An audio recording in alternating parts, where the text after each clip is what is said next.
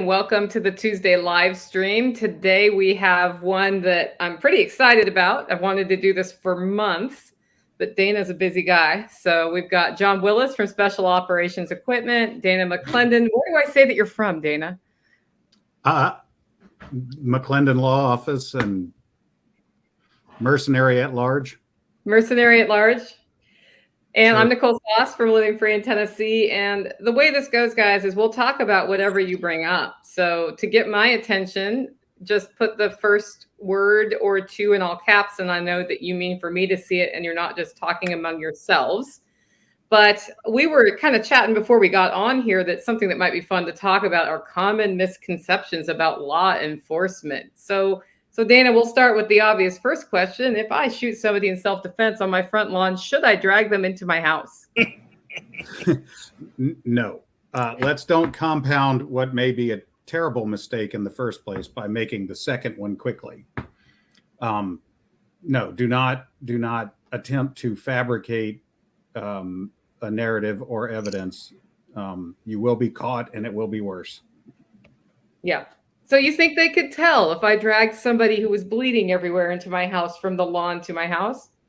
For anyone that has not watched cable television for the last 30 years, forensics have advanced to the point that they can tell. Yeah. Have you ever encountered that piece of advice? Have you ever seen that happen? Oh, sure. People say that all the time. If you shoot someone, pull them through the door or the window or whatever. This is terrible advice. Have you ever coming from? Have you ever heard that come up in court? I've heard people. I not exactly that. Like someone shot someone and then attempted to relocate the corpse. I've certainly seen people move the body, and it never goes well because it becomes an instruction on it becomes a jury instruction on awareness of guilt. Like you knew what you had just done was wrong, so you attempted to fix it or conceal it or whatever, and then you don't want that jury instruction on top of whatever it was that brought you into the courthouse in the first place. So what kind of law do you practice? I do criminal defense, I do domestic relations / family law, and I do pretty much anything that involves going to the courthouse with a lawyer. That is not, I don't do bankruptcy and I don't do probate work. Would you say you represent more female or male, or is it about 50-50? In domestic court, probably maybe more females. Not sure why, but I mean,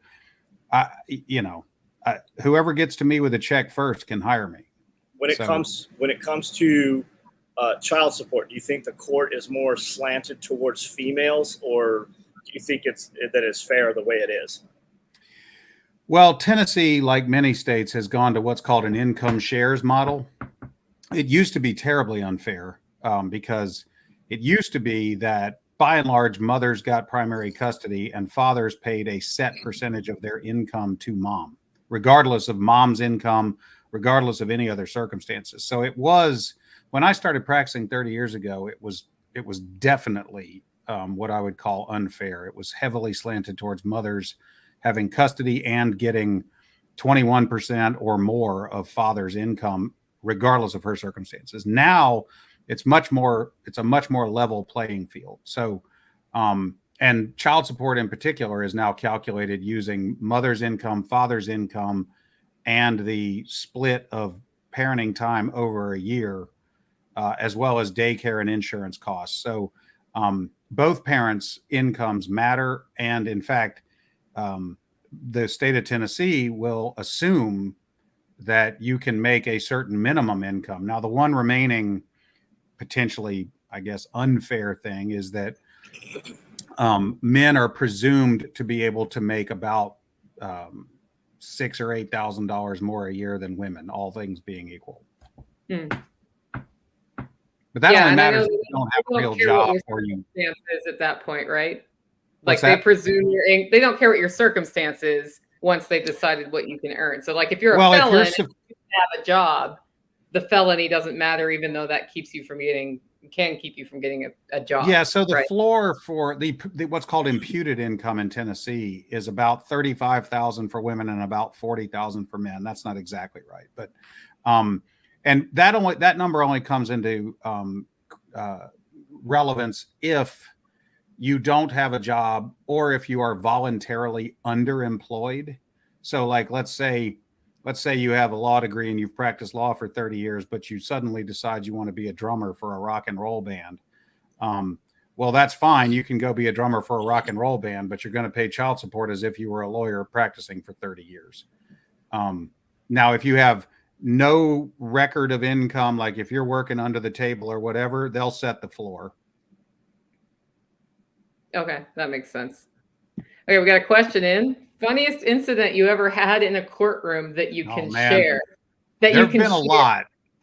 This one I can tell. I had a situation where I was going to probate court. I say I don't do probate. I was doing it for a good friend of mine. So we were going in to probate his mother's will, and this is a solemn occasion where you see the judge and you present the will, and you're there because someone has died, and it's not controversial. It's not a hearing. You're not having a bunch of witnesses come in and argue about anything at this moment. You're merely just opening the probate estate. We get to the courthouse, and for whatever reason, the judge had to leave. So the judge took his docket of like 12 cases and distributed them throughout the courthouse to any judge in the building, because it's a pro forma thing. The judge doesn't need to know anything beforehand. There are no witnesses. There's not a trial. It's just here you go. Thank you. And the judge signs a form and off you go. So the judge sent me and all the other cases to various courtrooms in the courthouse. My client and I got sent down to what I'll call the love docket, which was where everyone in Nashville who had an order of protection case pending that day was in court. So we went from this very solemn and serene courtroom where, lawyers in suits and clients dressed appropriately for court were waiting on a judge, to a circus. And so we walk in, we sit down, it's packed. There are nearly no lawyers in the room because it's order of protection docket, and a lot of the people there didn't think they needed a lawyer or couldn't afford to hire one, whatever. So we walk in, we sit down, and I go up front and sit where I'm entitled to sit because that's what I'm going to do. My client has to sit with everyone there. So he sits down and he starts watching what's going on, and he looks at me and he goes, "Are we in the right place?" And I'm like, "Yeah, we're good." So what's going on at the moment when we were sitting there was this man and this woman were asking for an order of protection against each other. And this judge was letting them just go on, and he was letting them like answer each other and retort and rebut each other. And, it was all, he done this and she done that and blah, blah, blah, blah, blah. And the judge said, finally, "Sir, I'm going to let you get the last word. So if there's anything else you think I need to know about this situation, now's the time to say it. Because after you say what you're going to say, I'm done listening, and I'm going to tell you what the result is." I swear to God, this dude goes up to the podium. He turns around. He looks at everybody in the courtroom. He turns back around. He goes, "Man, asked to see her Instagram, see how much weed they be smoking up in her crib."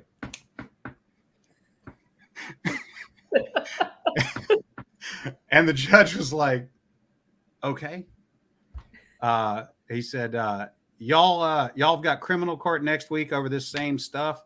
Both of you got warrants against each other. And they said, "Yeah." And the judge said, "I tell you what, whoever's not in jail when y'all are done doing that, come back and see me. I'll give you the order of protection." Next case. So did they take him into custody right then? No, this was just order of protection stuff. But I assume that one of those people went to jail the following week. Over something else. Yeah. I mean, fuckery. Yeah. Have you ever represented a client that was not guilty? Oh yeah, that's the hardest thing to do, actually. So representing someone who did it is actually, I mean, it's difficult, but it's not. There's not a moral or like emotional crisis. They fucking did it, right? You're just trying to make sure that the state correctly goes through the process and presents the evidence and And with any luck, you might be able to get, you know, a lesser included, a lesser charge, or a more palatable consequence, right? Like, but if you did it, then walking out of the courtroom not guilty with no consequence is a remote possibility, right? Representing the truly not guilty when the state has charged someone with a crime and attempted to convict them and impose consequences on them, and they actually did not do it. Boy, that's hard emotionally and morally, because you know what the right result should be, and the only person that, you know, can influence the outcome is most of the time you. And so it hits harder when a not guilty person goes to court and gets a bad outcome than when a guilty person goes to court and gets a bad outcome. So what would you say the percentage is guilty to not guilty that you end up representing? Or can you not answer that right now? No, I can answer that. Yeah. Most of the people that get hemmed up in criminal court did something. They may have not done anything in the moment that they got hemmed up, but they were not living a perfectly clean lifestyle most of the time. Frequently what I see is that people get overcharged, right? Like they committed crime X, but they get charged with X, Y, Z. And so frequently the process is towards, you know, like, hey, let's try to get back to talking about what you did do, as opposed to all these other charges the state has now run up on you. Don't they stack those charges just so that you have downward departure for negotiation? Yeah, a lot of times the government likes to, you know, threaten you with 20 years so you'll take 5. Yes, that happens a lot. Yeah. How often do you end up needing to go all the way to trial for a jury like decision versus it pleads out in advance? Most cases resolved by settlement of one kind or another. That's civil and criminal. In criminal cases, if you're trying the case, probably one of a couple of things has happened. Either the facts are really, really bad and the consequence is so bad that the defendant has no choice but to roll the dice. Like, if the best offer I'm going to get is plead guilty and serve 20 years, we'll try the case and just see if see if the state screws something up and you create a mistrial, or some juror just gets hung up on something and doesn't convict and maybe gives you another chance to negotiate a better outcome. But most of the time, cases resolve because they should. And good lawyers, including prosecutors, understand that there's a risk that if you go ask a jury, man, anything can happen. So most cases resolve. As a criminal defense lawyer, my job is to beat the offer, right? Like, my job is to get my client what I call the tough choice. If the state charges my client with murder and never offers us anything other than plead guilty and go to prison, well, then my client doesn't have a tough choice. We're just going to go to trial and see what happens. It's when the state comes and says, well, we've indicted your client on first-degree murder, but we would entertain a plea to second degree or voluntary manslaughter with, you know, a sentence of this kind to serve or whatever. That's the tough choice for the client, because if they roll the dice and lose, they're going to catch that, you know, mandatory minimum 25 years or whatever it may be. But nobody likes to sign up and agree to, you know, plead guilty and go to prison. So if the state doesn't make me an offer, well, then I'm just going to try the case. Okay. Question from Chris Baker. Best advice for a man trying to get 50-50 custody? I will give my advice. Try to get along with the mother as best you can right now. But Dana might have a better No, I think that's a good starting point. I don't know what jurisdiction this is coming from, but there are a couple factors that I would say you can attempt to influence that'll put you in the best position to get 50-50 custody. One, get along with the mom. Because if you go to court and have all the other issues covered, but you and the mother are bitterly, you know, always in conflict, a judge is going to have a hard time giving you 50-50 custody, because they know that they're just going to see you again. If you can't if you can't get the mom to agree to 50-50 custody, I get it. Many women are reluctant to do that, but you can at least not have unnecessary acrimony. Now, practical logistical suggestions are, depending upon the age of your child, the center of your child's universe is their school and their extracurricular activities. And if you want to go to court and get 50-50 custody, you have to be able to do 50-50 custody. That means you have to live and work close enough and out and during the hours that allow you to perform 50-50 parenting. So you can't be someone who works third shift at the factory and expect to get 50-50 custody. Your children have to go to school. They have to go to Cub Scouts or dance or whatever extracurricular activities. If you are at work all night long, you cannot be a school night parent. So you have to live close enough to be able to perform the functions of delivering children to school and extracurricular activities without long commutes. And you also have to have a work schedule that permits you to perform these parenting schedules. If you have those two things, then you can at least go and say, hey, judge, if you give me the chance, I can do it. Now let me tell you why you should give me the chance. But if you don't have those two things, it doesn't matter what the judge might have done or what you want.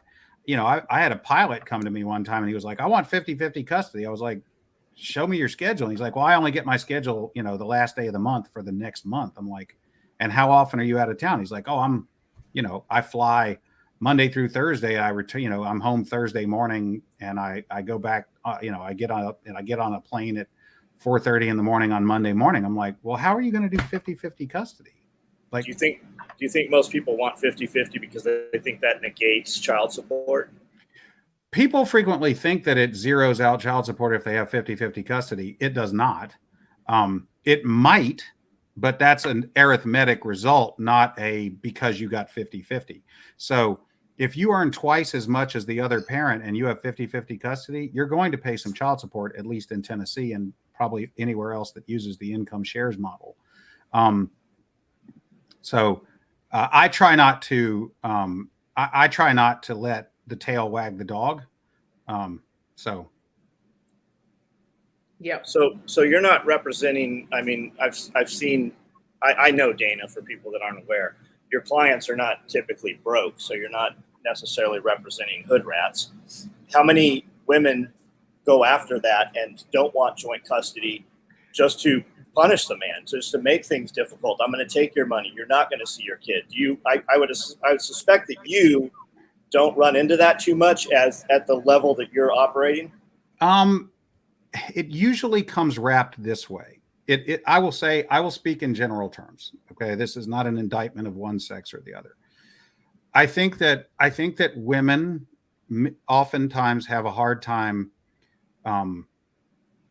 enthusiastically embracing a 50-50 plan. Not all. And increasingly it's women do, but I think there's sort of a built-in reluctance to sign up and agree to 50-50 custody on the part of many women, but it's not so often expressed as because I hate you. It's frequently expressed as you've never been a 50-50 dad. I'm the one who does the homework. I'm the one who goes to the pediatrician. I'm the one who takes the kids to dance lessons. So frequently when a mother opposes it, it's not because she's on the front saying, fuck you. She's saying, you've never done this. You don't even know how. You shouldn't now get the chance. And a lot of times dads are saying, well, that's true, but we're now getting divorced and I've rearranged my life so that I can. And it would be nice if you gave me the chance. Mm-hmm. This is a follow-up to that. Why can't the pilot hire a nanny? So the person on the road.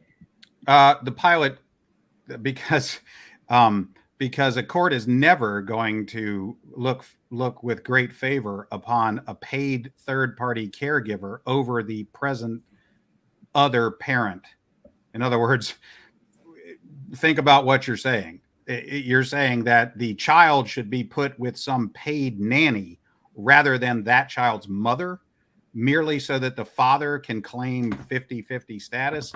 that's going to be a real hard sell in front of every judge I practice in front of. Okay.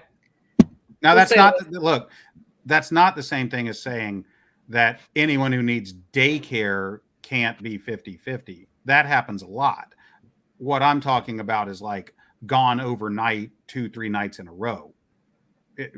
After school daycare is not an issue, really. Yeah, it seems like this whole topic works better if the parents go in agreeing on the care plan and are like, this is what we've come up with. That's always better. And that's always what I try to do. I mean, every kid is better off if their parents can agree upon a plan. Yeah. And even that can be hard sometimes, but sure. I mean, and sometimes the problem is the divorce is happening and we're not really sure yet where the parents are going to land. Like there's a chicken and an egg problem that comes up a lot. Like let's say that someone is the primary wage earner and the other one is not. And now post divorce, the reality is they're going to have to get a job. Well, until they know the outcome of their divorce with perhaps child support and maybe alimony and where their job is, they're probably not going to be able to solve their housing location issue. So you can't necessarily know whether or not a 50-50 plan is doable, because it may be that the parent has to move out of the school zone or even out of the county. So we do have a chicken and an egg problem. So it's sometimes difficult to solve these things that way. Sometimes the parent needs to know, well, how much alimony am I going to get? Well, the other side says, my offer is none or not much. So there's a lot of moving parts. Yeah. Okay. What does Dana think of a prenuptial agreement? I think this is the last one we have on this topic. Prenuptial agreements can be useful for someone who is arriving into a marriage with substantial amounts of assets. If you're just two young people getting married, got to start your life, and all you brought was student loans and a couch, a prenup's not going to do any good. Hey man, I had a TV too. Yeah. Okay. You can have your all TV. The difference, right? Right. If you're talking about a later in life or someone who has stands to inherit or has inherited a substantial amount of money or has built some resources and everything, a prenup can be helpful. But at least in Tennessee, the things that those people accumulate together might not be subject to the division that you would otherwise have wanted to do in a prenup. So a prenup is, you can't just go into a prenup and contract that the exit cost is X and that's it forevermore. That's not going to always work. How come? It's like, what do you look at for a prenup if you're going? Well, because the definition of marital property, at least in Tennessee, is like, for example, let's say that you have a house when you get married. Okay. Mm-hmm. The definition of marital property is going to include the increase in the value of that house occurring during the marriage if you contributed to its upkeep, maintenance, or even overhead. So you can't always just say, well, it's my house that even though it became worth twice as much during this marriage, I get it all back, because the law of Tennessee at least says, well, somebody contributed, like pay the utility bills or vacuumed or built a deck or whatever. And that's not nothing. Okay. So what I'm hearing you say is even if you have that in a prenup, the Tennessee law trumps it. That's right. There's only so much you can contract out of without running afoul of the law. Okay. Well, speaking of Trump, you're going to love this one. What's your legal opinion on Trump's indictments? You don't have to answer that if you don't want to. No, it's okay. Let me confess, I haven't read them. I think this is mostly kabuki theater.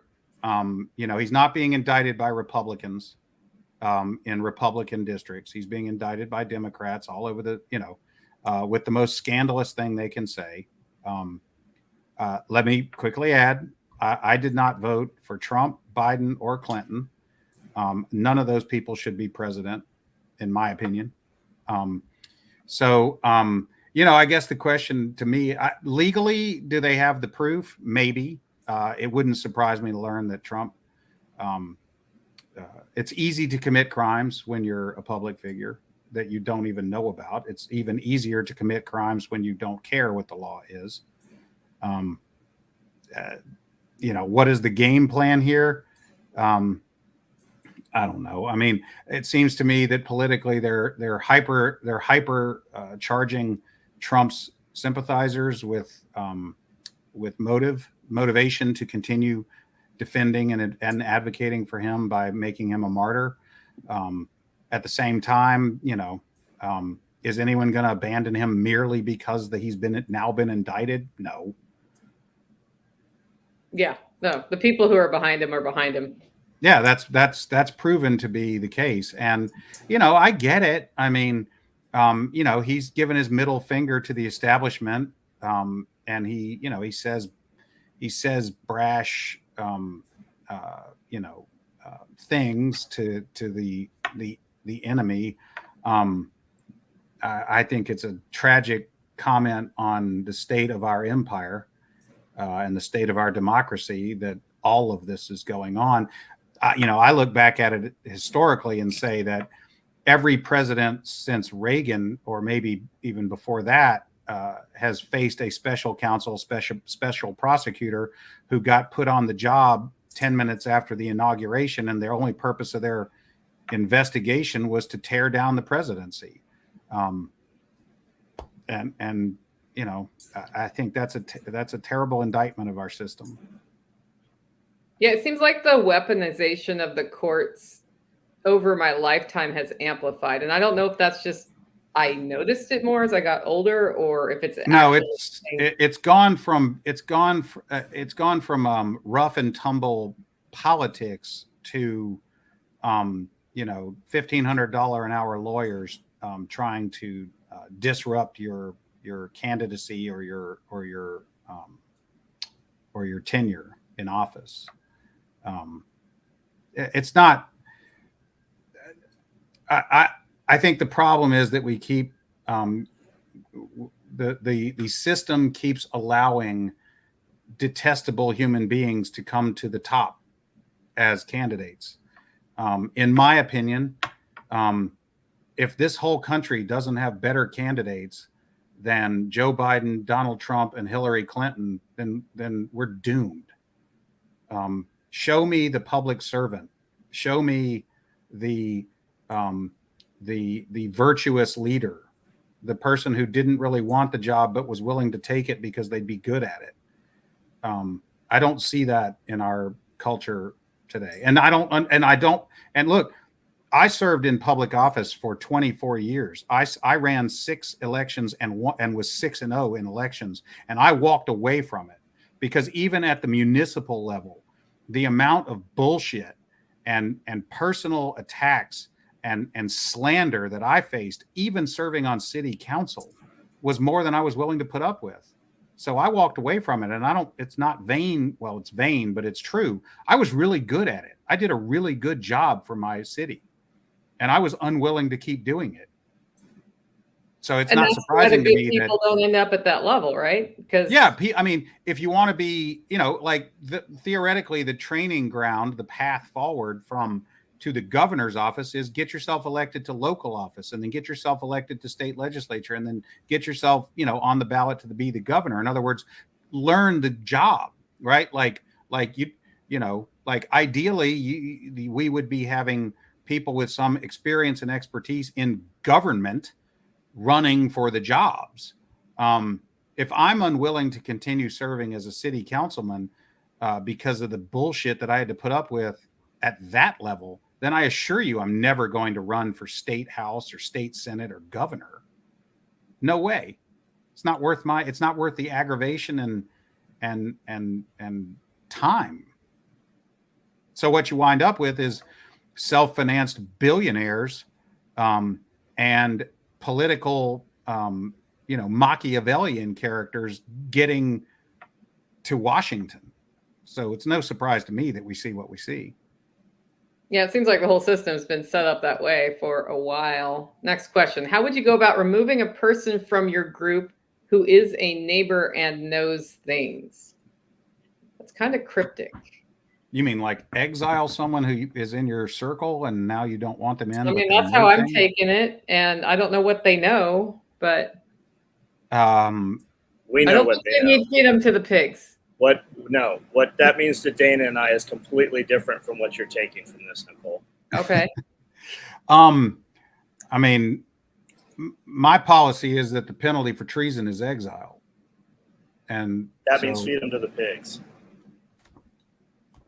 Figuratively speaking. You would never advocate for such a thing on a public platform, right? That's right. That's right. I'm not going to recommend felonies. Yeah, that's smart. That's smart. Have you ever referenced the hot crazy matrix in the courtroom? I don't think so, but every judge I'm in front of with any regularity is aware of it. So, and I'm always a clown anyway. So, you need to put a page together that's the fuck around, find out. Like they're doing. Yeah, it's hot. You should be the one doing it, man. I could just feed them to you every day. I'll feed you one. You build the 30-second content. I've come to the conclusion that social media, for me, is poison, so I have elected to vacate the space. And that is that. So you're not going to do it, is what you're saying? Not even for money. I mean, and you like money. I love money, but it's just for the same reason that I left public office, being a briefly famous public figure on the internet also got tiring. And so I prefer to, every morning I sit in that chair and read those books.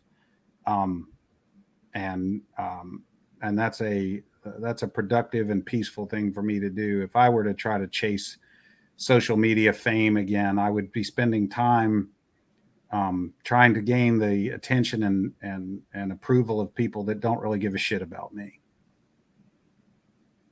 So when we met, you were not in the shape you're in now. You want to physically? Let's talk about that journey and that progression. What the catalyst to that, and then the movement towards it. So when John and I met, I was at a urinal. That's right. Both peeing in the same urinal. That's right. And as I recall, it was like you told same me. Urinal. Wait a second. Let's back up. Yes, like this. So, I'm like, hey, I think we were both at what used to be, what was that place at the time, John? It's now the Country Western. At the time, it was the Italian place. It was some other iteration of that location. Anyway, in 2010, January 2010, I woke up and realized that I was fat. I found that out by going in the closet to put on the same pants that I'd worn for some time, and they were tight. And I thought, well, these pants shrunk. And then I thought, no, they didn't. And I remember this all went through my mind really fast. Like, well, damn, these pants shrunk. And then I was like, no, they didn't. You've gotten fat. You've outgrown your pants. And then I realized, and then I quickly said to myself, well, I'm not giving up and buying fat pants. I'm 42 years old. I'm not going to do that. So I decided, well, I guess I'll get in shape. So this was a difficult moment for me because in my head, I was still the athlete, the pretty good athlete that I had been previously in life. The reality was that 15 or 20 years at a desk had changed all that. It was so I started going to the gym and doing all the things. About 6 months later, I had a heart attack and I was dead for 5 minutes. And I got it. I was really lucky. A series of things that just were completely fortuitous kept me from staying dead that night. And so for the last, 13 years, I've been on an autodidactic journey to be the best version of me that I can, because it is unfair to ask my wife to watch me die twice. So I've spent the last 13 years consistently attempting to improve myself, and I've experimented with any number of different nutrition protocols and fitness and strength and conditioning things. I've done a lot of different things, and I can say with confidence that at 55 today, I am a way better animal than I was 13 years ago, or 15 years ago, or even probably 20 years ago. What advice would you give to the people who are like, but I can't? John hates it when I ask this question. No, that's okay. I think, okay, so you have to start where you are, and you have to do what you can. And that's real simple, but you are where you are, and you need to be honest with yourself. And you have at your disposal what you have at your disposal. It does not require inordinate amounts of time and money to improve your fitness. So what I would say is, step one is go to the doctor and get your blood work, weight, and all that. Just start with that. Just get the raw data and start with that, right? And accept that data for what it is, because it's probably going to, it could very well be shockingly unpleasant to you to learn that you are, that you weigh X. I remember that when I put those pants on and they didn't fit anymore, people say, well, how much did you weigh? And I say, I don't know. Fat people don't get on scales a lot. So I can guess what I weighed. But honestly, I wasn't paying much attention to it. So start with getting the baseline data. Then as far as the things that you can do, the behavior modifications that you can do differently. Number one, fix your sleep. If you don't fix your sleep, nothing else will matter. So you have to be deliberate and conscientious about your sleep. That means you need to have a good sleep regimen and take care of that. Like, be intentional about that. So that means, for example, start by in the morning when you wake up, go out in the sun with your face in the sun, with no glass or polarized glasses or UV blockers in between you and the sun. Get your face into the sun every morning when you wake up for about 10 to 15 to 30 minutes. What that does is it starts a chemical process in your body that tells your body, okay, the clock for today has started. And that means that at the end of the day, your body will say, time to go to bed, dummy. If you delay that or don't do it at all, if you stay indoors and you're only exposed to incandescent lights and whatnot, your body chemistry will inevitably start to slide into vampire status, because your body won't know that it's daylight, right? Like, human beings have lived on this planet as Homo sapiens for something about 300,000 years. We are adapted to live on this planet under this sun. If you fight that using electricity and television and phones and all, if you allow yourself to slide off of the circadian rhythm of the planet, or if you intentionally do it, you will suffer. So fix your sleep, go to bed not long after dark, and get up not long after sunrise and put your face in the sun. Fix your sleep. Get rid of screens and devices and stress inducing things at least 2 hours before you try to go to bed. Put your phone down, put your laptop away, get away from your TV, read a book, and then go to bed and go to sleep. Second, I would say hydrate. You have to be intentional about this too. Most people probably walk around chronically under or dehydrated or underhydrated. Rule of thumb would be 1 ounce per pound of weight per day. 1 ounce per, say, 2 pounds of weight per day. So if you weigh 200 pounds, try to get 100 ounces. I would say 100 ounces as a floor every day. That's what I do, is I drink at least 100 ounces of water or water equivalent a day. Don't drink anything in a can. Get away from diet soda, caffeinated drinks. Get away from all that stuff. Anything in a can is probably not a good plan. And then go for a walk. Go outside and walk. And you can, if you are obese and in terrible shape, walk 5 minutes out and 5 minutes back, and just keep doing that until you can do 10 out and 10 back, and keep doing that until you can do 20 out and back. and build up your ability to sustain walking for an hour. Once you can walk for an hour, you can start to think about adding some other things in. But until you can literally walk 30 minutes away from your home and 30 minutes back, you might not want to try anything more advanced than that. And I know that that's slow going and it may be demoralizing, but that's a fact. If you can't walk 30 minutes in each direction, I don't recommend that you think about getting on a treadmill or a rowing machine or any of that. Once you can do that, or if you can do that today, great. Still go out and walk at least 3 days a week for an hour or more. Add in strength and resistance, like picking up heavy things and putting them down. That can take any number of forms, machines, free weights, whatever you want to do, but you should be strength training. And then probably once a week, do something high intensity for, 15 to 20 minutes. Get your heart rate redlined, maybe once a week. And if you want to buy one book and read it and know what, and have all of this kind of condensed and put into one place for you, I recommend Peter Attia's book, Outlive. It's new this year. And nothing that I've just said is anything I invented. It's what I've experimented with and then gone to the experts, and the experts have confirmed and refined my approach to this. So fix your sleep, drink enough water, go for a walk, and then add strength and conditioning. There's a link, guys, to that book if you're interested in reading it. That's it. I think if you have money and you're terribly out of shape, all of those things are great. And if you can afford to have somebody or take some classes or pay somebody to coach you through getting to a level of fitness, that can really help with motivation when you have something on how you work, right? Like everything I just said is by and large either free, completely free, or very cheap. If you can buy TRX straps and one kettlebell, you can improve yourself indefinitely with $200 worth of stuff delivered from Amazon. After that, you can certainly buy yourself a home gym and whatever else you think you want.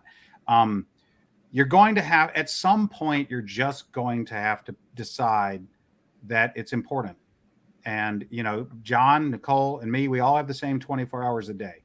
No one's getting merely 20 hours a day. We get 24. How do you want to use them? And I would say, like, as like a mindset issue, find a why. Okay. Find a why that is big enough to change the status quo and the momentum that has gone in the wrong direction for you. So most of the time that people are dissatisfied with their strength and conditioning situation, it is because they have allowed a series of bad habits to be stacked upon one another for a prolonged period of time. You're going to have to find a why that is big enough to change the momentum and the status quo. For me, the why was I watched my wife watch me die. I did not want that to happen again. It was heartbreaking and it was excruciating to know that I was that close to leaving a widow with teenage sons. So my why was presented to me in a very stark, sudden way. So I have committed that my wife will never have to watch me die again if I can help it. I'll watch her die. I owe her one, right? But your why might merely be because you want to be able to get on the roller coaster when you take your kid to, the theme park. Your why might be you just want to be able to look decent in the photographs at your daughter's wedding. Your why might be anything. I don't know what it's going to be for you, but it needs to be big enough to change your behavior. Yeah. It's funny because I recently had to deal with my attitude problem about making time to exercise. And it took an everyday commitment for me.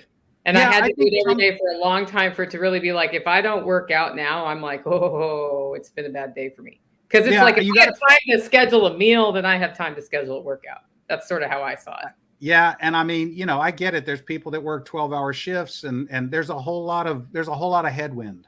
That's true. So you're just going to have to figure out what your why is. And then, one of the things I've added to my why is one of my best friends, James, died almost a year ago. and he went down swinging, man. And he fought and lived a good life and fought that to the bitter end. And I've got one of his patches that says your responsibility to be ready for the fight never ends. And it's pinned up over my dresser. And every morning I look at that and I think, man, you know, he doesn't have that. He doesn't have that opportunity anymore, but I still do. So. All right. Speaking of James, what's your last tactical response class, and are they still on the cutting edge of tracking? I'm gonna assume that they may have meant training.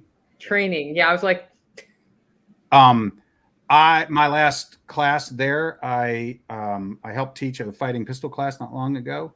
The curriculum at Tactical Response, in particular, the fighting pistol classes and the force on force classes are. Well, I'll say this. I've been to a lot of name brand instructors, and I wholeheartly recommend Tactical Response's curriculum and instructors. I receive no financial benefit from saying that. I've trained with a lot of different name brand instructors, and many of those name brand instructors come to Tactical Response and take fighting pistol more than once. So whether you believe some guy you may have never heard of or not, there are name brand instructors who've come through Tactical Response and taken even the, let's say, entry class. And if you've never taken fighting pistol, then to be blunt, if you've never taken fighting pistol, you are not entitled to have an opinion about Tactical Response. Go take fighting pistol, and then we'll talk. It's funny because I just took fighting pistol and was very impressed. And of course, that resulted in the CrossFit factor with me, where I'm like, everybody I meet who's like, I don't know about my gun. I'm like, oh, go take fighting pistol. I don't know if I can do this. Oh, go take fighting pistol. And they're like, are you sure? That might be too hardcore for me. And I'm like, listen, no. I went in there and I thought my problem was that I didn't like how my gun felt in my hand. And I tried a bunch of different guns while I was there. And I came out of fighting pistol not caring what gun I carry. Then it worked. Right. So I'm like, it's not, that was just sort of like my excuse at that point. And sure, I actually have sort of come to the conclusion about, I think is more comfortable, but. Yeah, the thing about going somewhere like Tactical Response is it's very similar to walking into a jiu-jitsu gym, right? The thing that keeps most people from doing it is their ego. They have a perception of their skill and ability level, and they know that if they go somewhere like fighting pistol or jiu-jitsu class, that their perception may be destroyed instantly, and that they will then understand the world as it actually is and not the world in which they fantasized about their skills and abilities. And quite honestly, it doesn't matter what gun you have or you bring or any of the rest of that stuff. It's a fighting class that happens to have a pistol as the tool in that particular class. Now that said, children, handicapped, people with immutable characteristics that were significant physical disadvantages have successfully taken fighting pistol. And at fighting pistol class, no one is going to scream in your face. No one is going to belittle you. None of those things are going to happen. You're going to be given every opportunity to leave way better than you arrived. And if you don't, it's because of you.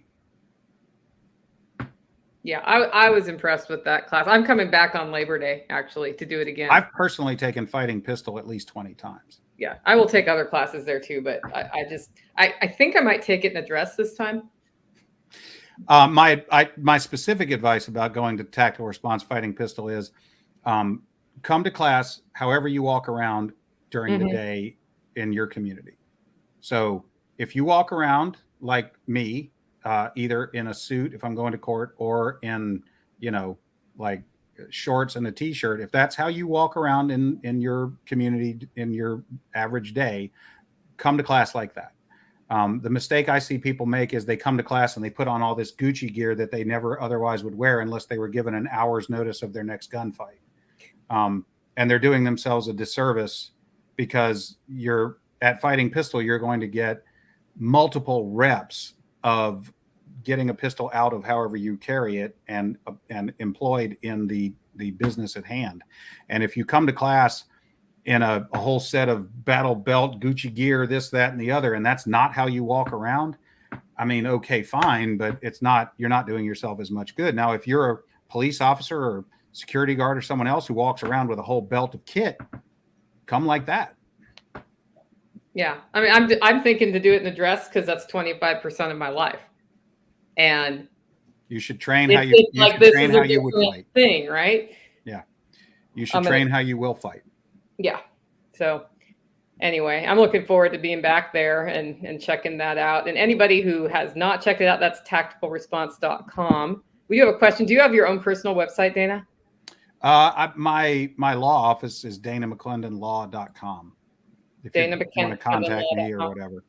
I'll make sure to put that in the show notes. I don't have any kind of a like, I've thought about doing like a blog or something like that that's got little or nothing to do with law and just sort of the things that I talk about when I'm with people like you guys and the people that find us and hang around with us. I've thought about doing that.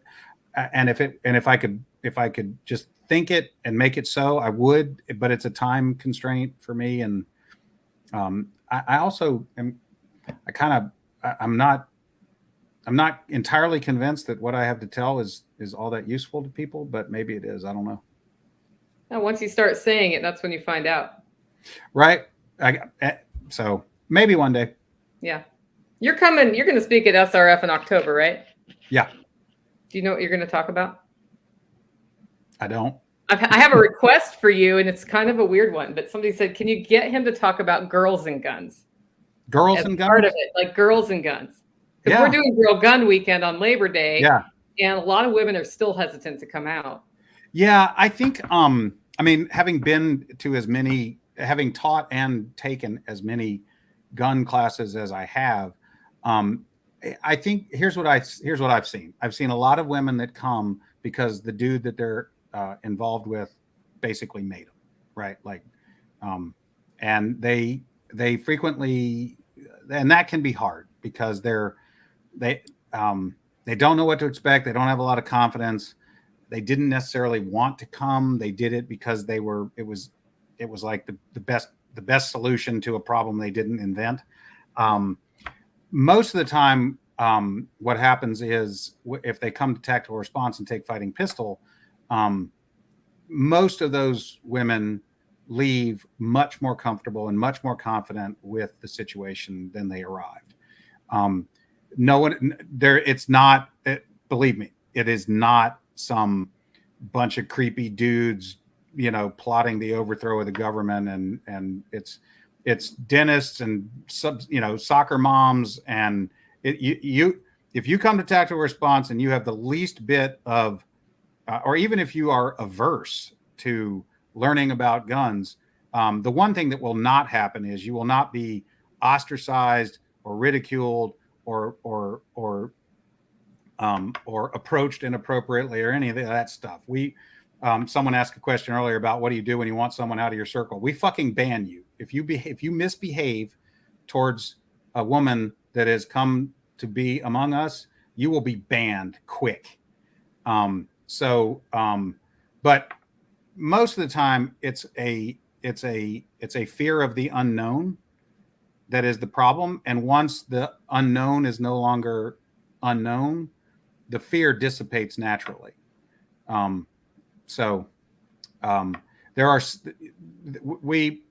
We will take you as you come, and you will learn, hey, if you're a soccer mom and the best way you can carry is this away, we're going to work with that.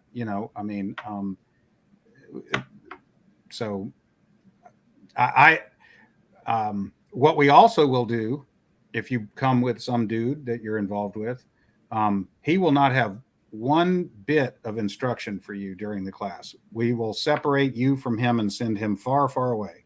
So sometimes the very best thing we can do for a woman coming to one of our classes is get them away from the dude that brought them. Yeah. Because it's very hard to teach someone that you sleep with anything. Really. Yeah. Yeah, I'm an old skier, and our rule was boyfriends and girlfriends do not teach each other how to ski. That's right. Yeah. There's too much going on there. Yeah. Because too many fights. So this is not a question framed, but it sort of is. This is a question like, can you talk to how to properly carry if you also are a mom with kids around all the time? So the fear there is they're going to get the gun. Yeah, I get that. By far, no question about it, the best way for you, a woman or a man, to carry is on their person. I'm not a big fan of what we call off-body carry, like bags or purses or satchels or any of that stuff. If that's the only way you can do it, okay. I mean, I guess, but frequently the target of a crime is going to be the bag, the satchel, the purse. I don't want the gun in it too. The thief or robber may have only been willing to take your bag to find out what's in it. And if you put a gun in it and then they get the bag, that's a bonus. They were willing to steal it just so they could get the wallet, the credit card, or the cash. So I don't love off-body carry. These days, there are many, many ways for, in particular, a woman to carry a gun on her person. Now, the reality is this. For women, it can be a little more difficult to simultaneously dress as cute as you might like and carry a gun on your person. That's a reality. I'm going to leave it up to you to balance those things. But these days, belly bands, holsters, the gun market has realized that half of the potential consumers are women, and that women want to be able to both dress cute and carry a gun. So there's a lot of options out there. Not all of them are as optimized for the gun part of the equation as for the cute part of the equation. But this is a personal decision that you can make, but there's lots of options. So women worried about carrying around children, I would say this, I get it. But I would also pose this question. I would much rather you let us help you learn how to solve the problem of carrying a gun while having your children present with you than have you regret that you did not have a gun when you needed it most to protect those children. Yeah, and to circle back on the lady carry thing, because that's been a big focus for me for the last few months. Your waist will never look as small as it really is. That's the vanity problem, and I don't care. When I asked a friend, and I won't say who it is, what she carried, which kind of gun, because I print pretty bad with mine.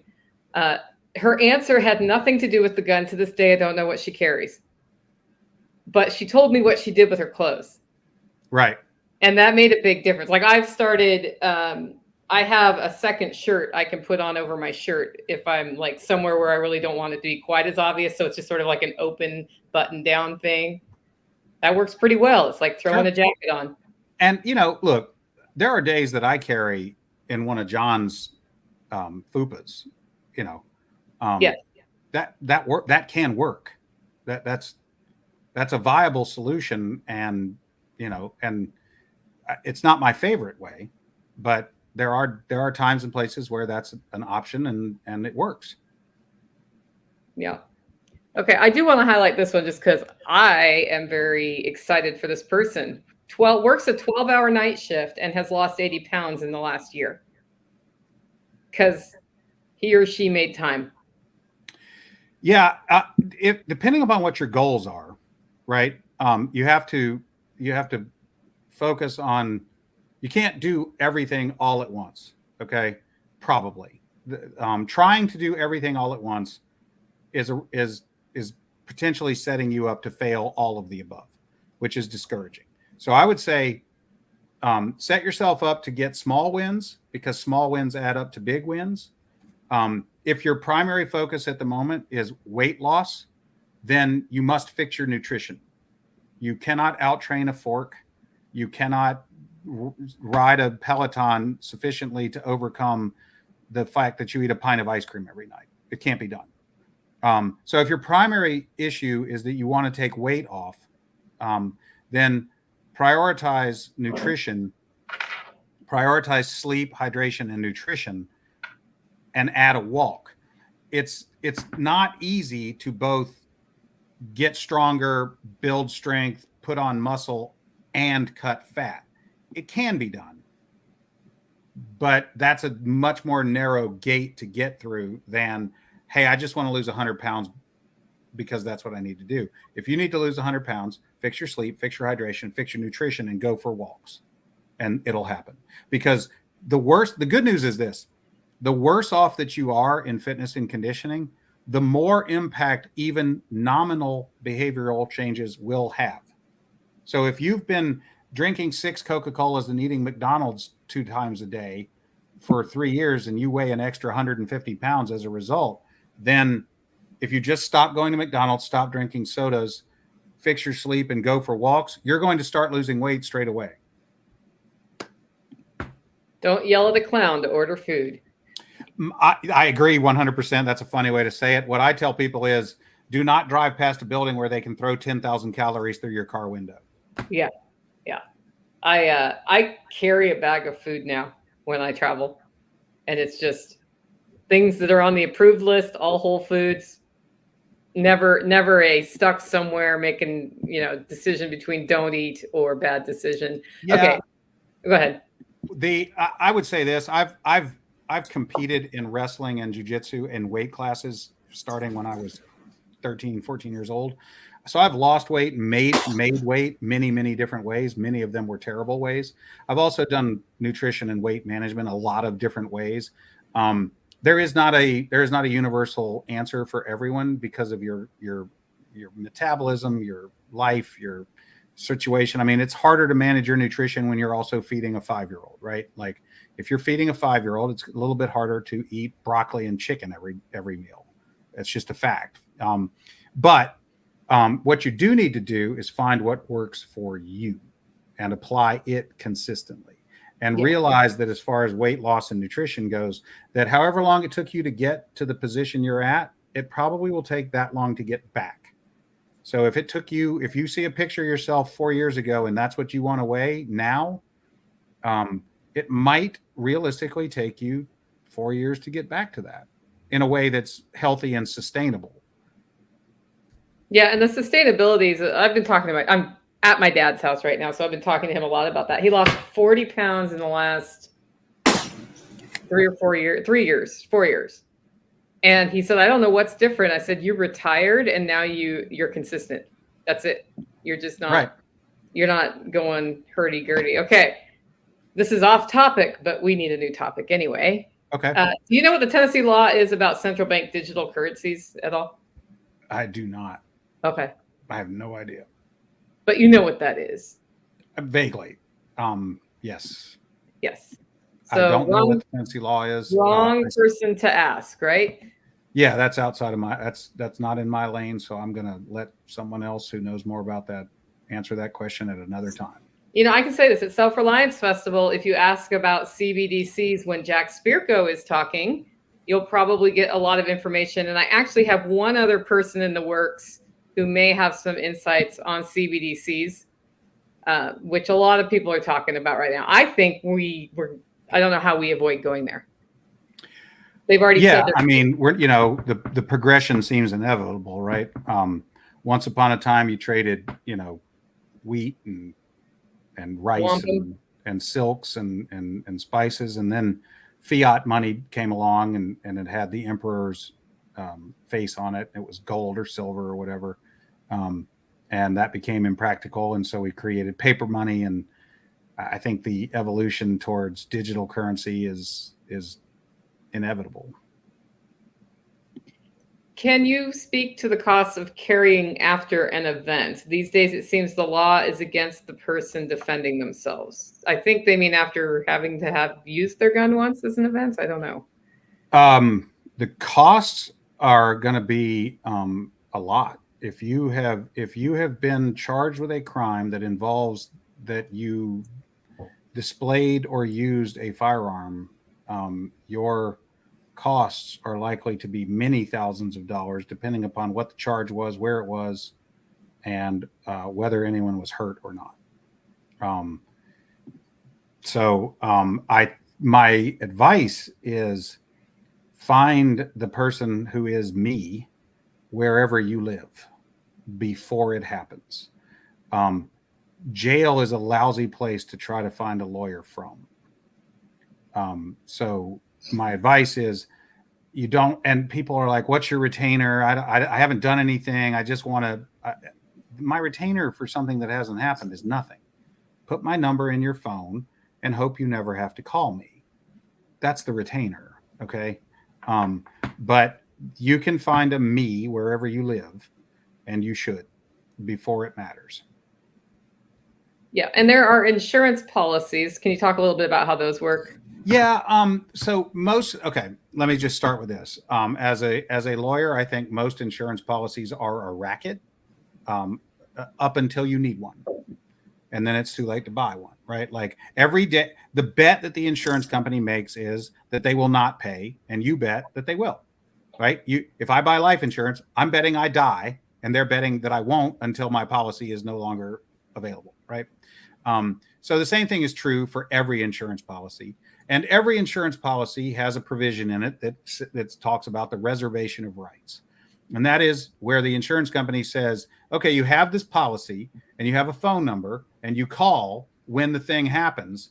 And then we will immediately begin doing the things that we said we would do, but we're going to do all of that under what's called a reservation of rights, which means if it turns out that we eventually don't have to pay, then we're not going to.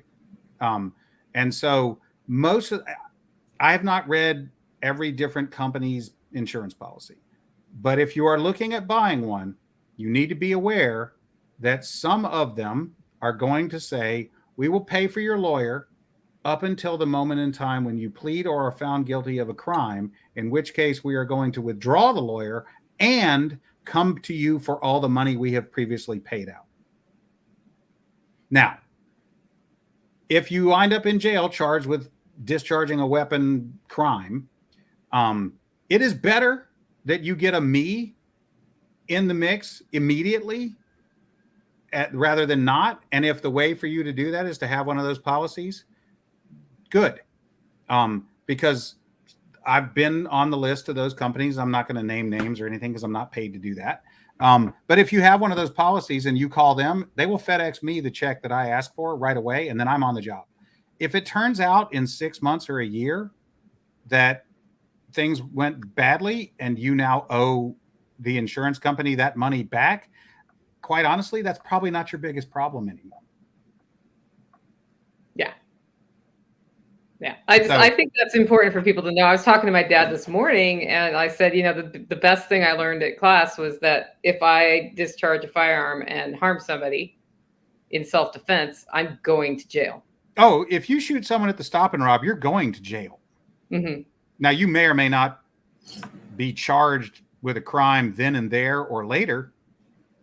But if the cops come to a scene where you shot someone, you are going to be put in custody. They are not going to pin a medal on you and take you down to meet the mayor and proclaim tomorrow Nicole Sauce Day. That is not going to happen. You are going to be in a system, in a process. Mm-hmm. Yeah. I think that's hard for people to wrap their heads around because they've seen so many movies about the good guys. It's like it's worse than that. They don't care right now. They care about. It's worse than that. Yeah. Most people that I don't want to say most, many people that carry a gun, and I will admit before I say this that once upon a time this was me. Many people who carry a gun have a narrative in their head where they're the good guy and they do the heroic thing and everything turns out perfectly. They won the gunfight. It was clearly a good shoot, and they get a medal, and they get to go on Tucker Carlson and talk about Second Amendment rights. People should abandon that ridiculous narrative. It's not going to happen. If you shoot someone in self-defense, it is not always going to be immediately evident that it was a self-defense case. It's frequently going to be cloudy, and this is to say nothing about the political environment of the circumstances wherein that happened. So if you carry a gun and you get it out or show it to someone or shoot someone with it, you should have a plan that you have already created for how you get out of jail and get into my office. Yeah, the only person you're going to need that plan personally who got involved as the good guy and stopped a mass shooting in process. I don't know if somebody hasn't told me about it who I know, but the only person I know is dead. and they are dead because he still had his gun in his hand when the police arrived. And all the police knew was there was an active shooter. Now he annihilated the threat, like that was done, but he also died. That's the price he paid. Yeah. You know, when the police come, keep this in mind. And I have many law enforcement officers as friends, so this is not a disparaging remark about any and all law enforcement officers.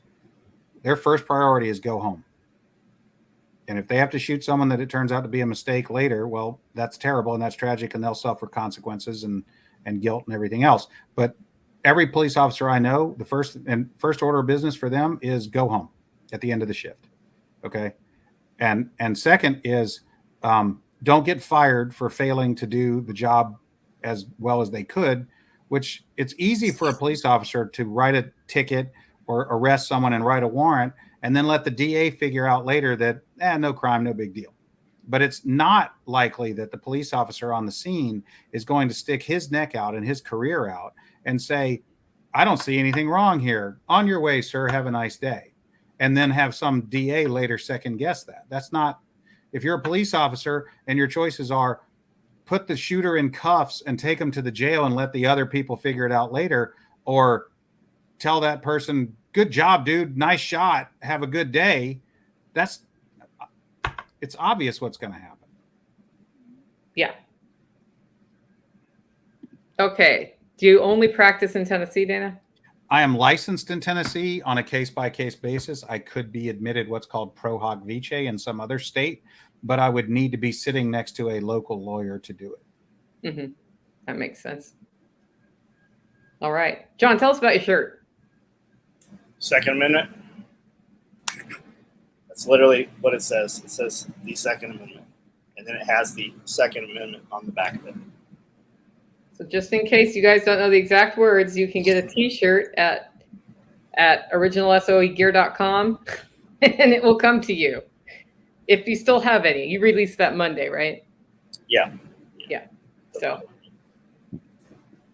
cops get a call, someone with a gun is shooting, they don't know if it's a good guy or a bad guy, 100%. What they're going to do when they get there is secure the situation and disarm everyone who isn't in uniform. Mm-hmm. First. And then we go from there.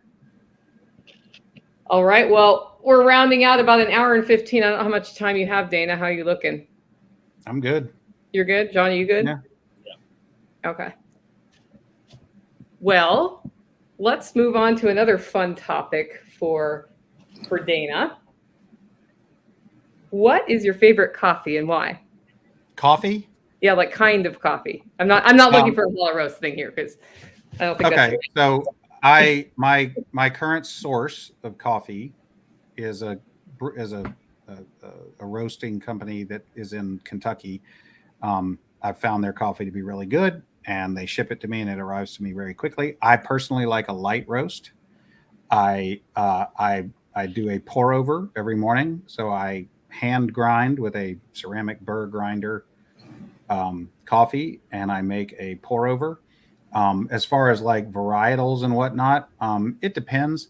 My palate, I prefer sort of a caramel molasses chocolate type flavor. Although right now I'm currently working my way through a bag of Ethiopian, which is a little more citrus and fruit. So I don't eat pizza every day. I don't eat steak every day. I don't know exactly what I'm going to like on any given day. So right now in the house, I've probably got a bag of, I know I've got a bag of Ethiopian, and I've got a bag of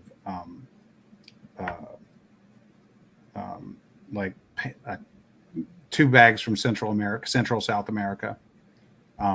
Light to medium roast is my favorite profile. I know what I like. I don't offer myself as an expert on the subject matter, but I would say this. If you take shitty beans and roast them dark, it's hard to tell. And what I've seen is that if you start with really good beans, I don't know why you would really dark roast them, because then you've maybe given away the advantage of starting out with really good beans. Nicole, you may be able to speak to that, but I personally I make a pour over and I drink it black. I think if you're going to put a bunch of cream and sugar in it, then just get fucking garden variety coffee and rock on. Yeah, I think the roast, the darker you get, the flavors that come out are more consistently the same across bean varieties. There's a little bit of difference, but it's more about the flavor profile that the roast brings out. So like if I slow down how high the temperature raises in the middle, I get more chocolate and caramel when I end up at that late roast. So that is correct. The darker you get, the less you're tasting the bean. And then on the lighter side, you're tasting more like what that soil added to the bean, what the elevation added to the bean, and those things. And I prefer that. Yeah. Because I'm not putting anything in it. I'm going to drink it. I'm going to make it the same way, and I'm going to drink it black every time. Yeah. But that's a palate thing, right? Like there's plenty of people that are like, light roast does nothing for them. They want it dark, dark, dark. And okay. I'm a more of a dark roast person. Some varietals I like lighter because they are that good, but I don't like the citrus, the more like citrusy acid flavor that I taste in a lighter roast most of the time. Yeah. It's again, it's a palate thing. So I like the way I've gotten to the point, I think, where I can tell the difference between them. Like I could probably go downstairs and blind taste test the several bags that I have and correctly get which one was which. But my wife, she's going to make a K-cup and put a bunch of fucking sugar and cream in it. I'm like, she's like, will you make me a cup? Not of this shit. I'm not. No, you're just going to pour a bunch of camouflage in it. So no, you cannot have the expensive stuff. You can have the K-cup from Publix. I see. Oh, so you have a K-cup machine too. That's hers. Uh-huh. I have a Chemex for me. They have a prenup about coffee making paraphernalia, right? There's a division in the kitchen. That's right. Yeah. It's a lot of people think it's not manly if your coffee's not roasted dark. Okay. And I kind of was that way too. Like it won't be good if it's not dark. I was raised in the Pacific Northwest. I don't know where that came from. And then I started learning about coffee, and it kind of opened up to me like wine did 20 years ago. Right. Where the wines I like may not be the wines that the wine connoisseurs like, but I was over time able to taste differences and start getting regions and that sort of thing out of. Sure. I mean, the analogy might be dark coffee is kind of a really heavy cab. Yeah. And light roast is more maybe down at the Pinot end of the spectrum. Maybe not coincidentally, I prefer Pinot to cab, but it's like it was meant to be. If we do a full collapse, how quickly do you think we will have some sort of court system? I think that as long as there are 5 people on the planet, 1 will be a judge, 2 will be lawyers, and 2 will be suing each other. Eventually, the shooting would stop, and we would need some sort of non-shooting mechanism to resolve conflict. If the shooting never stops, then we'll never have a courthouse again. So, yeah, I think you have to hope the least of our worries is the shooting. I think you have to hope that we always have a functioning judicial system, because if we don't, then we have really jumped the shark. How close do you think the United States has been to seeing the shooting? Man, I remember, it's weird to think about it this way now, but I remember as we slid into the pandemic and then bam, we hit that, whatever it was, March 13th, 2020, stay home order type thing. And I remember feeling a very powerful sense of existential dread. And I remember thinking, my concern is that either the grid fails or the food trucks stop. Because if the grid fails or the food trucks stop, we are on a countdown. And it's measurable in days before people start doing dumb shit. If the food trucks and the electricity don't work, then we are looking at a countdown of days, not weeks or months, before people start doing stupid shit. And the infrastructure managed to stay intact, and the existential dread that I was feeling sort of mitigated a little bit. But then we got into that summer where these metropolitan areas were being burned to the ground. And then something really scary happened. And it was that people started taking to the streets armed with rifles, flying one flag or another and shooting at each other. And there were several examples and instances where someone underneath this flag shot and killed someone who was underneath this flag.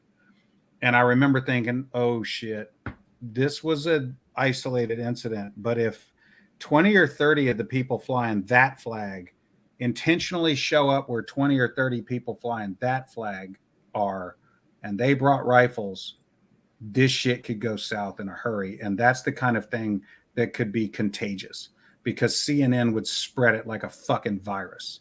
And I remember thinking, man, we are really close to one of these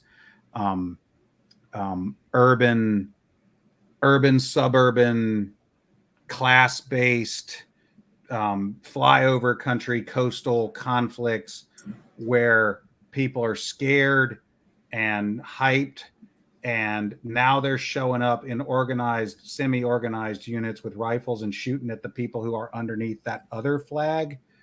And man, if it had gone, I think we were right at the tipping point where some really ugly shit could have happened real soon. Almost I like never that's thought a the next game plan. Civil War was going to start where I grew up, but that's where it was going to start that summer. Man, it was really sketchy for a little while. I started thinking about, what does that look like if it spills over into Nashville? I live outside Nashville in an affluent community. If the shit jumps off in Nashville, will there be pockets? Will there be groups of people in cars rolling up into the suburbs? And I mean, there aren't enough police to deal with that. And fortunately, we managed to not go further down that path. But for a while, man, I remember it was like Antifa shot and killed some guy who was supposedly underneath. I say flying flags. I mean, we had the Antifa crowd, and we had the Proud Boys / Patriots / whatever you want to call it. I mean, whatever. They were intentionally starting to find each other in the streets, and the police were not able to manage that. And that's the kind of thing that could have really jumped off and gone badly. John, what were you going to say? Or is it gone? It's by design. It's the game plan. I mean, one side is actually financed to show up. One side has handlers with radios and earpieces. I mean, it's even unraveling right now as we speak. There's more evidence coming forward to those things, and I think you're going to see exactly the same thing, but amplified right before this next election. Yeah, that's kind of what, going back to what we were talking about earlier, this Trump thing, man. I mean, part of me wants to say, well, look, let the evidence, let the system play out, and let the system work, and we'll see, if, we can have the discussion about whether it's a good idea to prosecute ex-presidents and all that and whatever. Maybe it's imperative. I mean, maybe the only way back from this precipice that we've been on is to prosecute people for crimes, and even if they were the president once upon a time. But what's scary is that they now know that they can actually get people to not go to work. They can't actually get people to rat on their neighbor. They can't actually get people to subscribe to science that turns out to be less than scientific. They can't actually get people to be afraid of and willing to rat out. People said, maybe not so jokingly, if you ever wondered who was willing to put you on a train, you can now know, right? Like, there's a montage going around about, all the talking heads on the various networks about, talking about the unvaccinated as the enemy and everything. It's like that, it worked. Well, they're treasonous, and they know that they're going to hang. They know that if they lose this, and that they know that if that president gets voted back in, they are going to pay a price for it, and it very well could be some of their lives.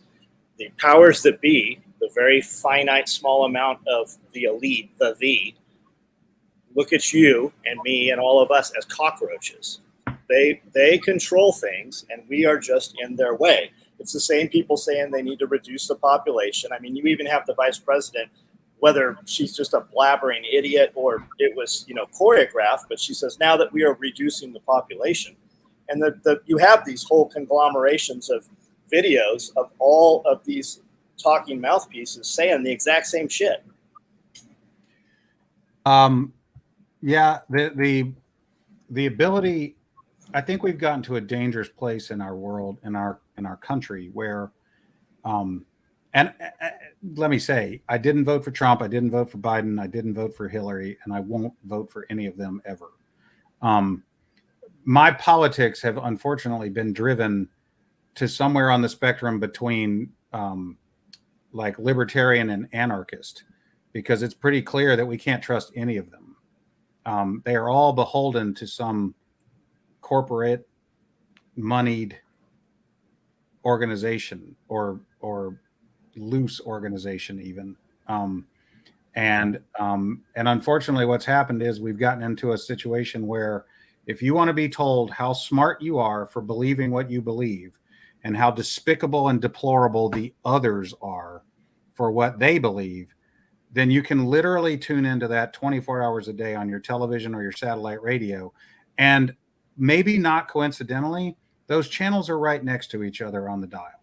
Like I could literally turn on XM radio and go to one channel, and for 24 hours a day, they will tell me how smart I am if I believe X, and how despicable and beneath contempt anyone who doesn't agree with us is, and how stupid they are.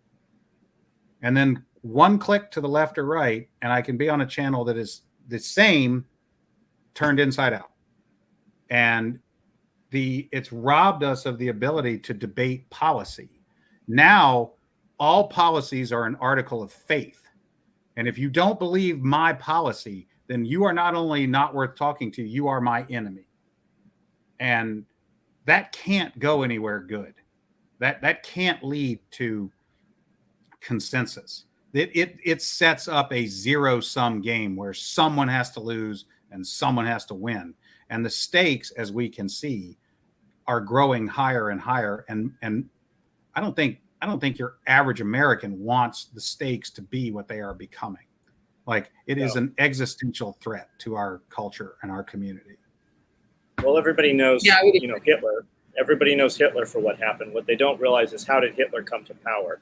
What happened prior to that between World War I and World War II and all of that in there? And you're seeing that play out. Like if that other side, if the right side got back in place and there is punishment, you very well could be creating that right now. Like that punishment, it's going to come down.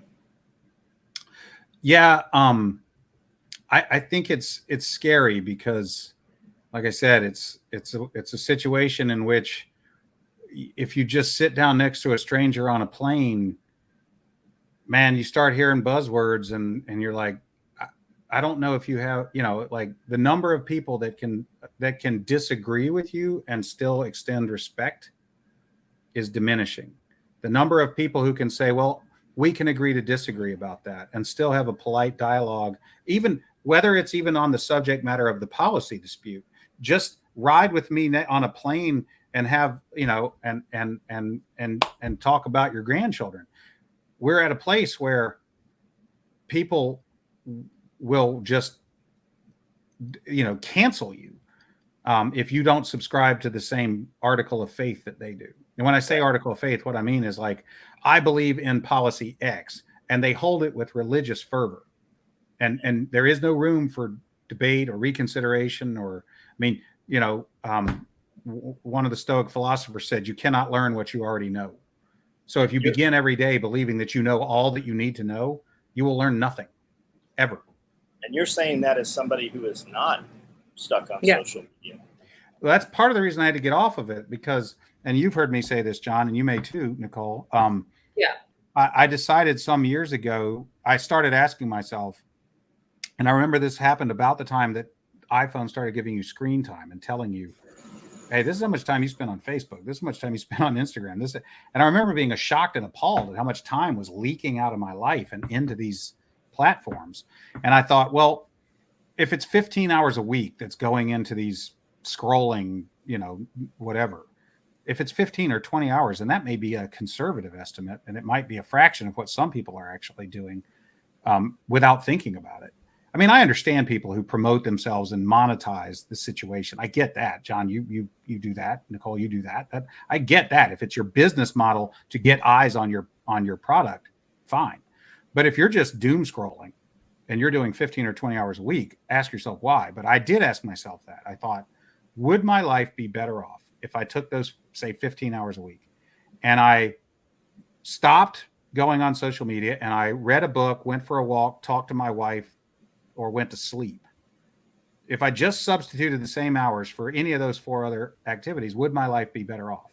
Well, obviously, clearly you can't even argue the other side of that, right? So I said, well, I'm going to do it. So I got out. What I didn't anticipate, but what happened really quickly was that, yes, my life did get better if I took the same time and read a book, talked to my wife, went to sleep, or went for a walk. But actually, what most immediately improved my life was that I had removed from my life mostly the negative emotions of schadenfreude, greed, lust, envy, contempt. Because I was no longer looking at Facebook and going, ha ha, you finally got what you had coming. Or, she's hot. Why do you get to be with her? Or I wish I had that watch, or whatever. All those negative emotions that are intentionally created and generated as an addiction through social media, and if you just stumble into that stuff, inevitably the algorithms will get you into that echo chamber where you are told how smart you are for believing what you believe, and oh, by the way, buy this product. Yeah. And you're not better off if you let that happen to you. That could be a whole presentation on its own. That's really interesting to me. I've thought about, this is part of what I think about when I think about, well, what would I tell people if they were willing to listen? Yeah. It's that, among other things. Well, I think about different learning styles and how people learn. And I'm a kinesthetic learner and a verbalizer, not a surprise there because I'm a podcaster. And if you cannot have a conversation with somebody where you disagree and listen to their side and they listen to if I don't go through that process, I learn slower. Well, so I think this whole situation, it's like I have to be in a place where I say, no, I don't think that's true, and this is why. And then somebody challenges me, and then I look that's at right. that. Well, if you're right, right? If you're right, for you, and many of these things are subjective, right? Like right for me may not be right for you. We can both be right, even though we apply different decisions or policies. It might be right for you, and it might be right for me. We don't, some things are a little bit more universal. That's fine. But if I can't articulate a defense to my decision, then why do I hold it? And if I can articulate a defense for my decision in the face of a reasonable, rational alternative, if I come away from that conversation convinced that I remain mostly right, I'm better off. If I allowed my belief to be challenged and nonetheless leave believing that even in the face of this alternative evidence or this alternative policy or whatever, I choose again with the further informed knowledge to again go back to my belief, then I'm better off. If I just subscribe to a belief and never let it be challenged and never let anyone give me a different thought about it, well, then I'm just an ideologue. I'm just a zealot. I'm not, if I just put my blinders on and never consider something else, I don't think my life gets better for that. But how many people have listened to the other side, analyzed, took it in, and then realized, yep, I'm still right. So maybe a lot of people are just so damn solid right now and have listened that they're just done fucking listening. When it comes to the extreme edges of the spectrums, I get it. Like I understand why, like, there are certain policy positions that you can talk to your blue in the face and make your best argument. And I'm just going to say we were done before we started. I think the vast majority of people don't live 4 standard deviations away from center. They live closer to center. There's a sort of a bell curve distribution for, I mean, you know, like most people, I think most people want to just make their choices and be left alone. Right. So if my policies and my personal beliefs mostly are, hey, if that's what you want to do, that's fine. Just don't jam me up as I choose my thing.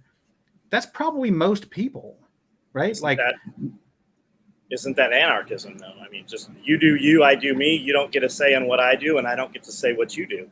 That's really what that word means at the rawest form. Yeah, taking it to its logical extreme, it is.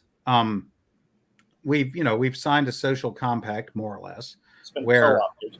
I get to do what I want to do and you get to do what you want to do, but we're not going to kill each other.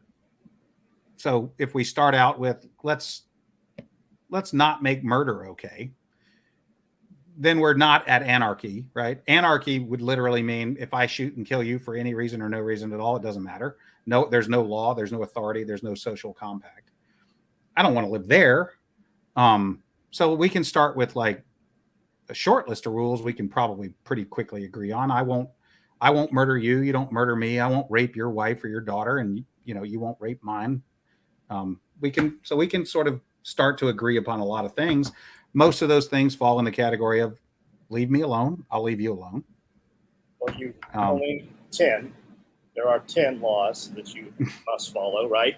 And if we go back, most of the rest are unraveling, and just those 10 cover all that other minutia down there. Most of them, yep, I agree. And then when you put in the non-aggression principle, I don't get to do anything to you that causes negative, harms you in a negative fashion, and vice versa. But the problem with that is that there are so many people making money from all of this that we can't live in that manner. Yeah, I think,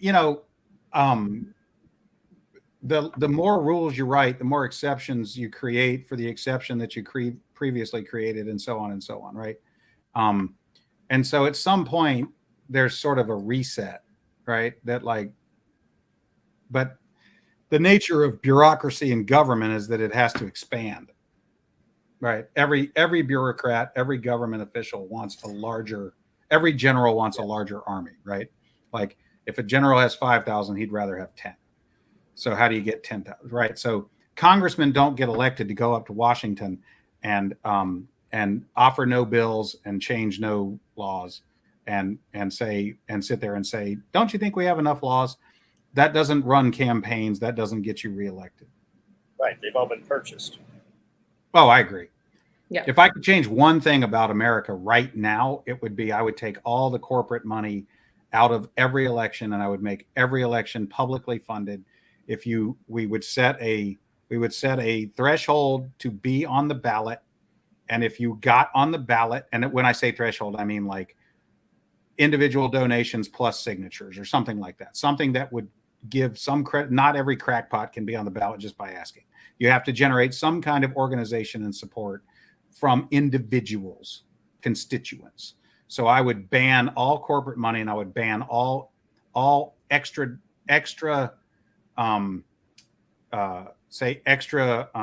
outside of your jurisdiction donations. So if you live in Tennessee, you cannot donate to Senate campaign in Minnesota. I would take all the money out. It would be strictly individual donors, and once you were on the ballot, then the taxpayers would provide a flat amount of money to spend on your campaign, and the same amount to every candidate who likewise qualified. I think that would solve maybe 90% of the gridlock and problems that exist in Washington, because then you would have a bona fide competition of ideas and policy, and not a bunch of corporate whores sent to Washington to legislate in favor of their sponsor. Yep. Term limits, age limits. I wouldn't do term limits. mental capacity. I wouldn't do term limits and I wouldn't do age limits, and I'll tell you why. Not every 80-year-old is the same. And I wouldn't do term limits because that would be similar to saying, do you like your dentist? Too bad. You've had that dentist for 8 years. You now have to pick a different dentist. Why? Because we don't want anyone getting the same dentist. It's too much power in one dentist. I don't think that is helpful. I think if you have a congressman that goes to Washington and does his or her job and adequately represents the constituency, there's no particular reason that they should not be allowed to ask for the job again. And I think all of the things that people want to solve with term limits are absolutely solved with the money reforms that I just discussed. If you took the corporate money and the large donors and the interstate donors out of the politics and put every congressman to the task of debating their policies and getting the same amount of money to run their campaigns, you wouldn't if you did that for one generation, you wouldn't even think about term limits as a solution. It would be unnecessary. I think what term limits do is address the incumbent issue in an election where everybody has the same funding. The incumbent has an advantage. That may be true, but here's the thing. If you don't solve the money problem, then all the corporate sponsors will do is find their next whore and be ready to turn over all the money to the next whore. You'll just create a merry-go-round of whores. So I think if you solve the money problem, the term limit thing, yes, there's some advantage to incumbency. I think that's true. But every incumbent also generates from the beginning, and I know this from having been elected 6 times, every incumbent has to make decisions that can become unpopular. And so you can become sometimes a principled stand on an issue is the undoing of a politician. So I'm less interested in term limits for the sake of generating change. And I don't think if you just did term limits and didn't change the money problem, all you would wind up with is they would groom another whore and they would put the replacement whore in your seat immediately upon the expiration of your term limit, and nothing would change. All righty, guys. I actually have an appointment coming up here in the beautiful metropolis of Medford, Oregon. So I'm wondering if we can go once around the horn and not that one. Not that horn. Not that horn, this horn, before we sign off. So answer this question and then share anything you want to share and we'll sign off for today. What is a hobby, sport, or activity each of you do that most people don't know about? Let's start with you, Dana. People that talk to me probably know this. I read voraciously. I read history, philosophy, and literature. I read the Bible every day, and I'm teaching myself Spanish. All right. John? I collect haunted things. And people don't know that? Most people don't know that. Dana knows it very well. Every time I go to John's place, it's there's something creepier than the last time. I can't think of anything that people don't know about me if they listen to my podcast because I talk about it. But I guess most people don't remember that I am a fluent German speaker, which is not what they're expecting when they meet me. I just learned the language, and because of that, learned that learning another language, so good on you for learning Spanish, changes your perspective on how you think about problems. So investing time in learning a totally different language where they say the same concept in different words, right, changes how your brain analyzes problems. And I'm always, right. I think it's just like when you see other things or go other places or meet different people from you, it changes how your brain analyzes problems. And so I picked Spanish because it might prove more useful than other languages for me. But I decided to teach myself a language I don't speak, literally to map different neural pathways in my brain so that as I get older, my brain has some resistance and resilience against cognitive decline. Awesome. Well, Dana, thanks for making time for us today. I really appreciate it. I hope to get you back on and talk a little bit more about this publicly funded election thing. So I think you and I could have some fun debates on that topic because I've thought about it a lot too. Yeah. So let's I'm go not back. against term limits necessarily. I just don't think that you would want term limits if you could fix the money problem. Yeah, no, and I think we could have a good talk on that. That would be really interesting as an outcome, just for I am both of us. certainly willing to listen. Yes, same. So we'll see you back on here soon, I hope, and I'll see you at Self-Reliance Festival, October 14th and 15th. Anytime. We'll see what that topic's going to be. There's a lot that came out in this discussion. We don't necessarily have to be about guns, right? No. Honestly, if you meet me in public and you ask me about this gun or that, I'm going to be bored real quick. I don't really know that much about gadgets and doodads. Well, guys, don't forget to get your tickets. Self-Reliance Festival, selfreliancefestival.com. You can buy an awesome T-shirt at is it soetacticalgear.com is your primary? It's everything. He has lots of domain names. And then check out Dana's work. It's, what'd you say, DanaMcClendonlaw.com? Yep. If you're just looking to contact me, go there, and there's a way you can send me an email. And you can find all my stuff at NicoleSauce.com. We'll see you next time.